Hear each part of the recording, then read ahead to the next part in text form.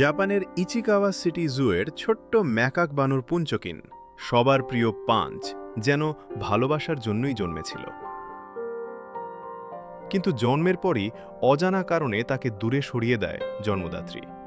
৬ মাস ধরে খাঁচার ভেতর তার একমাত্র সঙ্গী ছিল একটি নিষ্প্রাণ ওরাংউটাং পুতুল, যাকে আঁকড়ে ধরে সে খুঁজেছে মায়ের উষ্ণতা।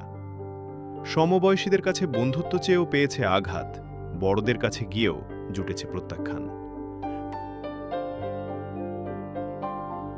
প্রতিবার অপমানের পর পাঞ্চ দৌড়ে ফিরে গেছে তার পুতুলের কাছে, সেখানেই লুকিয়েছে চোখের জল। ভিডিও ভাইরাল হতেই কেঁদেছে নেট দুনিয়া। আর অবশেষে এলো সেই মুহূর্ত, এক পূর্ণবয়স্ক স্বজাতি তাকে কোলে তুলে নিল, যত্নে গা থেকে পোকা বেছে দিল, আদরে জড়িয়ে রাখল।